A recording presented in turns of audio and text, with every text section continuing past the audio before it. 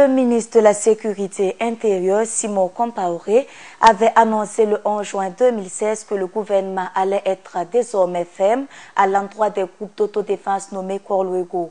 Dans un communiqué ce 13 juin 2016, le ministre d'État a annoncé des mesures à l'endroit de ces derniers. Quelle analyse fait-on des dites mesures? Pour en parler, je reçois sur ce plateau notre éditorialiste Ismaël Ouedraogo. Bonjour à vous, monsieur Ouedraogo. Bonjour Tatiana, bonjour à tous. Alors, monsieur Ouedraogo, déjà, quelle appréciation faites-vous de ces mesures-là? Le premier commentaire que l'on peut faire de cette annonce qui a été naturellement faite par le ministère de l'administration territoriale, de la décentralisation et de la sécurité intérieure, c'est le fait que Simon Compaoré réaffirme une fois de plus l'autorité de l'État face à une situation des plus complexes. Alors, réaffirmer l'autorité de l'État, on se rappelle que ce n'est pas la première fois que de telles déclarations sont faites. Ce n'est pas la première fois non plus qu'on nous fait ressortir un certain nombre d'éléments majeurs aujourd'hui qui touchent même à la viabilité de l'état de droit dans lequel nous nous trouvons aujourd'hui au Burkina Faso. Vous savez que l'avènement des mouvements d'autodéfense, les Korluego, faut-il le rappeler, a créé certainement une grosse inquiétude au sein des populations parce que ça va au-delà naturellement de cette opération de bienfaisance que certaines organisations ont voulu faire dans les localités les plus reculées où l'État n'existe pas, où il existe de façon partielle. Mais malheureusement, les interprétations, les comportements des uns et des autres sont devenus totalement dénaturés et remettre en cause toute la beauté de la chose dans certains endroits. Parce qu'on a parlé de Korluego à l'origine qui représente tout simplement une initiative de préservation de la campagne où il y avait des vols de bétail, d'animaux et autres. Les gens se sont organisés donc en mouvement pour protéger tout ce qui leur revenait de bien. Mais rester en ville et critiquer tout ça, ça c'est autre chose. Mais on a tous condamné les pratiques qui ont été orchestrées naturellement par ces mouvements d'autodéfense. Et la première alerte, on se rappelle bien, avait été donnée par le mouvement burkinabé des droits de l'homme et des peuples, le MBDHP, avec la publication des images de sévices corporels assez graves. Et dès lors, donc, il y a eu une série donc, de condamnations en cascade au Burkina Faso jusqu'à ce que finalement Simon Compaoré redescende sur le terrain dans la région de l'Est notamment, la région la plus complexe à gérer en matière de lutte contre l'insécurité. Vous savez que quand on fait la cartographie des zones les plus difficiles en matière de préservation des questions sécuritaires, la région de l'Est est la plus touchée. Alors, la région de l'Est, vous savez que dans la zone des Fada, en remontant vers Bogandé, ainsi de suite, Diapaga, ce sont des zones où l'insécurité est vraiment un phénomène majeur. Les braquages, les attaques à main armée, des commerçants qui vont faire leurs activités, mais qui finalement sont pistés, suivis jusqu'à leur domicile, donc par des délinquants. Bref, il y a tellement de cas d'insécurité dans cette zone que c'est une zone difficile et une zone à problème. Monsieur Drago, que doit-on attendre de ces mesures-là? Alors, les mesures qui ont été naturellement avancées par le ministre de l'administration territoriale de la sécurité intérieure, ce sont des mesures assez fortes parce que quand on fait un récapitulatif, on se rend compte de l'importance même de cette décision. On parle de la détention et du port d'armes à feu. Rappelez-vous, pour tous ceux qui ont l'habitude de suivre les éditos ou encore les débats qui ont été régulièrement menés sur les antennes de la télévision Burkina Info, nous sommes toujours revenus sur la nécessité de faire respecter la loi et cela est valable pour tous les Burkinabés sans exception. Il n'y a pas de super citoyen burkinabé au détriment des nôtres, hein, même si vous êtes un leader d'opinion dans une localité bien retranchée. Alors on parle de détention et de port d'armes qui doit respecter les normes. Quand on doit porter une arme, il faut qu'impérativement on respecte les textes en la matière. Il y a également donc les personnes qui sont appréhendées en cas de flagrant délit et qui sont immédiatement donc traités.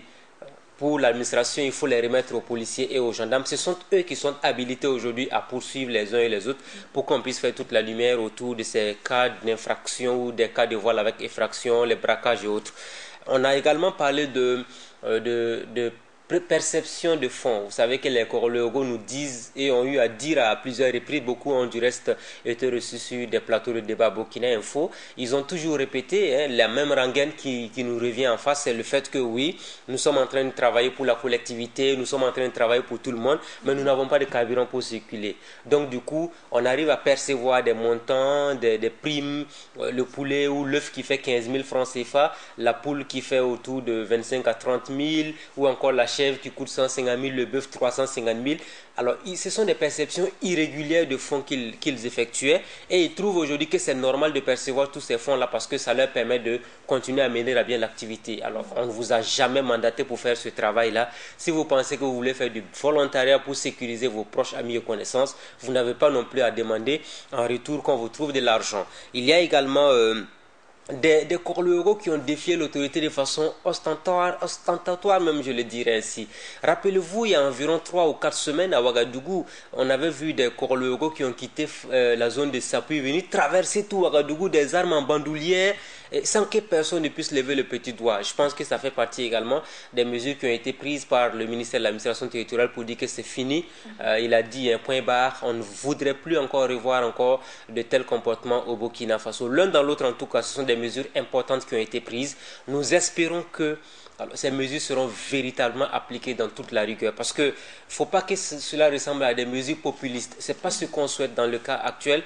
On veut un pays stable, un pays qui va se développer, mais de là à prendre des mesures pour contenter des gens et puis après on va voir des comportements qui vont aux antipodes de ces mesures-là, ce ne serait vraiment pas une bonne chose. Alors M. Dragou, est-ce que les groupes d'autodéfense vont se soumettre à ces nouvelles mesures-là?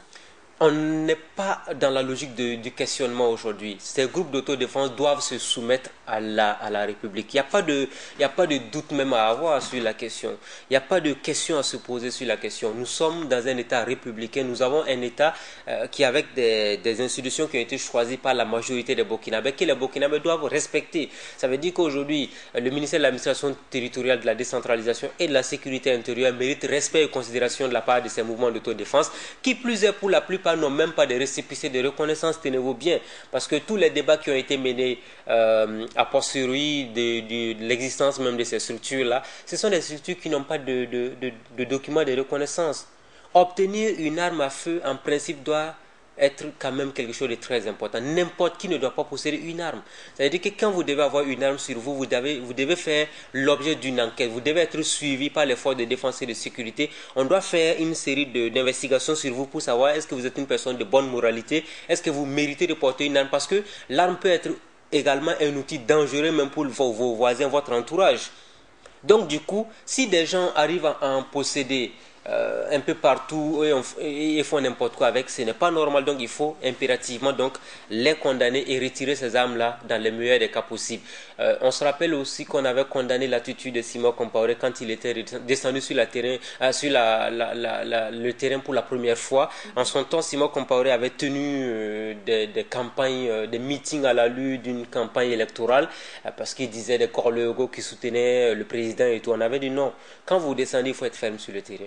Vous êtes le ministre de la Sécurité intérieure, vous avez en charge la stabilité et la sécurité de toute une nation, et dans ce cas de figure, celui qui n'est pas dans la République, et tenez-vous bien, vous devez être dur envers la personne, et je pense que cette fois-ci-là, il mérite quand même nos encouragements par rapport à ces initiatives qui ont été prises. Alors M. Dragou, il y a des propos inquiétants, juste pour dire qu'au lendemain même de cette déclaration, de ces mesures prises, il y a Django de Fadankouma qui a décidé de percevoir ces taxes.